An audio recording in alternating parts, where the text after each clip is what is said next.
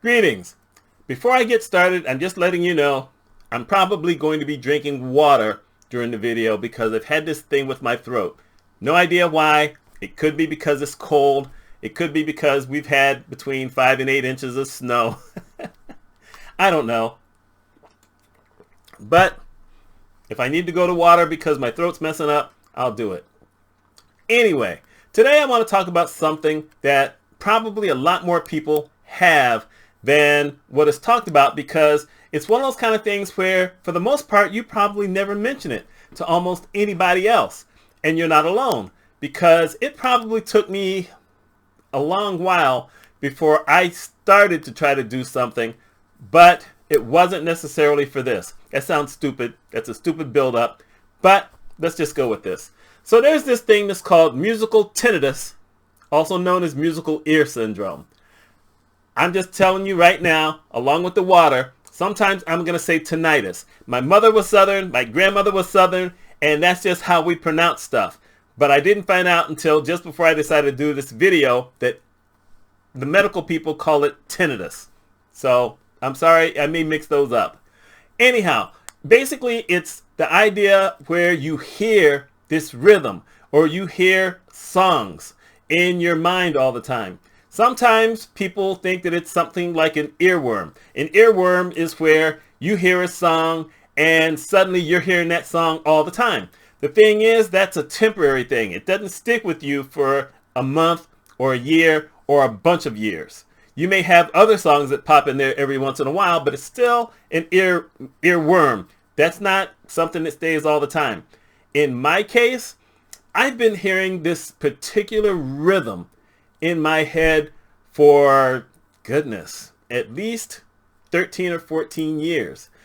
And it was just recently, and by recently I mean within the last 2 months, where I decided to finally look it up and find out more about it. Now, I mentioned that I went to see an audiologist. Those are folks who go and they listen, they test you to see how your hearing is. Because I've got this strange hearing.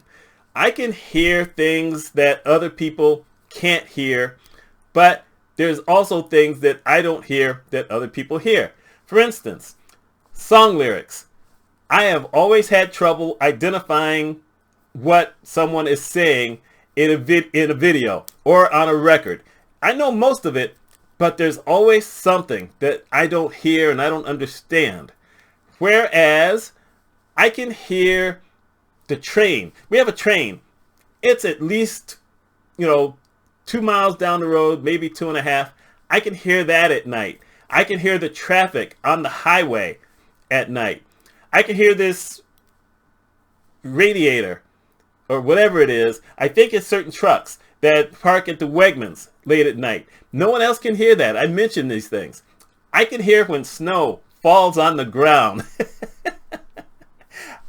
I can hear these things. I can hear, particular things like that. When I first moved into this house, I would swear to you, I was hearing a radio coming from upstairs, the attic area. And I thought I heard that for at least 2 to 3 years before it finally stopped. So I went and had this testing. And the guy said, yes, in some ways you have superior testing. In some other ways it may be a little muddled, but there's nothing we can do for you. Because they would give you some kind of hearing aid that supposedly could help, because a lot of people end up having hearing problems before they go to the audiologist, and they may mention something like that and they think it's related. But in my case, it wasn't. There are some studies that believe that it's caused by certain types of drugs, such as opioids, which I've never known if I pronounced that correctly or not, or some other types of drugs. But that's a little iffy. There are some who basically say that, it's just older age.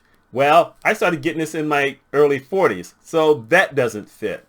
Some people say that you've had damage from other things, but it's not confirmed. So you really don't know. And like I said, you hear different things. There are some people who hear actual songs in their head, the same song, over and over.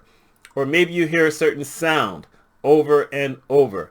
In my case, I hear this certain musical thing. It's not an actual song, but if you know anything about music composition, it's the 1-4-1-4. So I will hear something.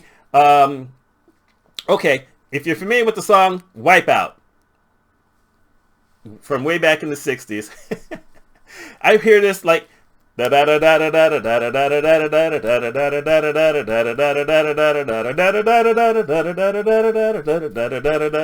this 1-4 beat.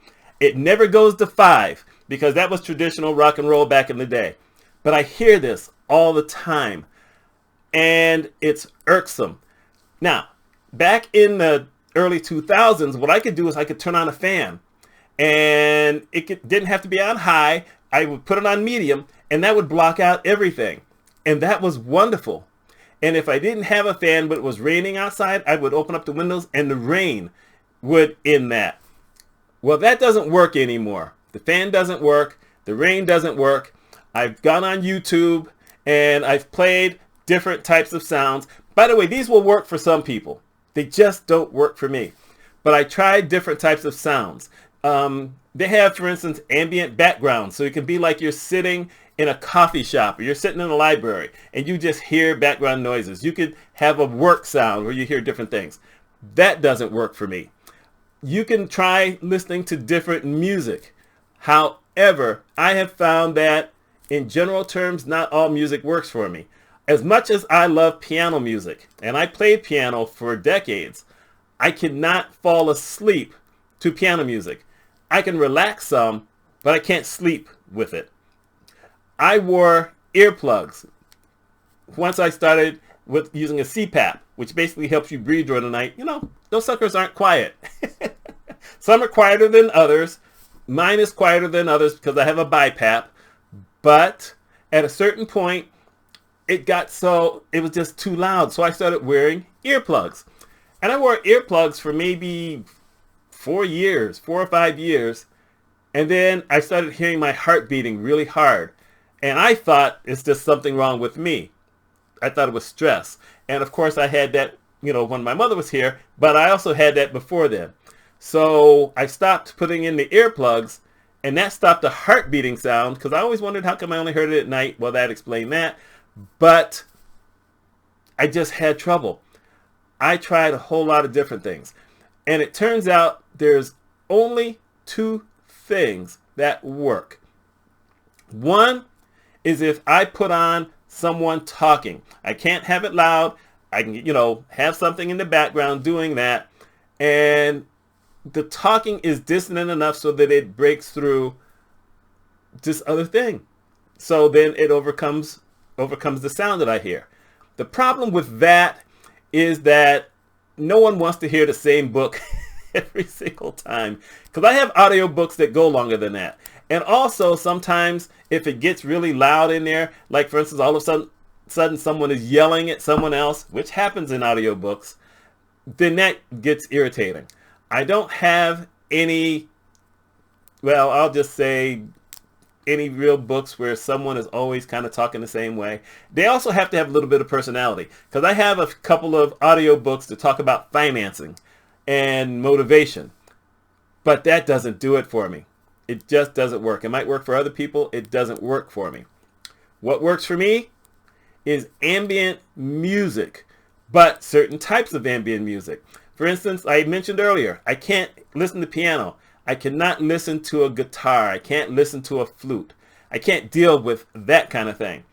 I can't deal with ambient music that has certain sounds in the background. So for instance, if it's crickets, no, Mitchell doesn't like bugs. Crickets won't do it. They call it nature sounds. That may work for some people. No, Mitchell doesn't have a thing with nature. Dogs. I like dogs. Other than that, I'm not necessarily crazy about nature, but I don't want to hear dogs barking in the background either. So what helps me the most is ambient music from certain movies. And I can listen to the ambient music from Harry Potter. Ambient, not the soundtracks, because the soundtracks will sometimes play the loud music with all kind of different instruments and whatever. No. Ambient music is basically something that you listen to help you calm down. And I listen to that most of the day.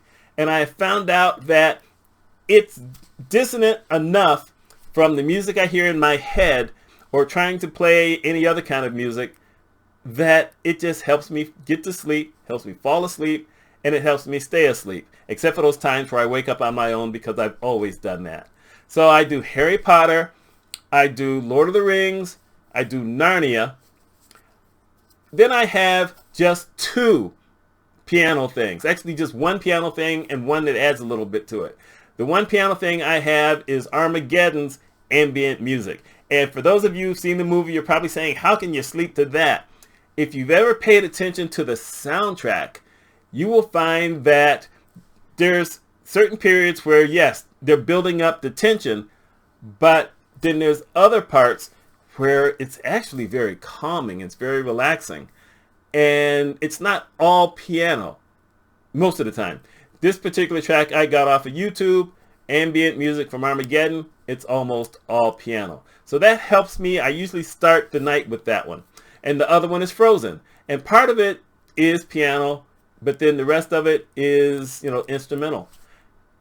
And it works. At least it's working for now. It's basically worked for me for the last 3 weeks because I was just trying to find something.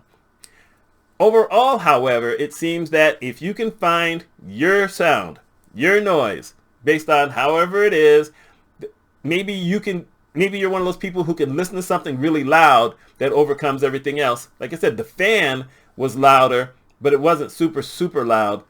But that was just too loud for me. But the ambient music, it just needs to be high enough so that it blocks everything else. I can't hear anything else when I'm playing that at night. Now, what's funny is that before I go to bed, before I'm actually looking to go to sleep, during the day, if I have nothing else on, I still hear all the sounds. I can hear the wind. I can hear the train. I can hear other cars. I just hear stuff. It's wild. I can't hear the snow outside, though, unless it's a storm and it's hitting against the window. So at least I get some relief in that. But I don't know if I've given enough information to y'all as far as how you can possibly beat it. But go with the thing where it says find a dissonant sound. In other words, something that's totally different than the sound that's in your head. Try that. You can try it off, start off low. If you need it louder, you can go louder, but give that a shot. That's what I've got. Always trying to help other people. One of these years I may stop that stuff. Anyway, my name is Mitch Mitchell. If you have this problem and you try something, let me know if it works for you. And that's all I got. Y'all take care.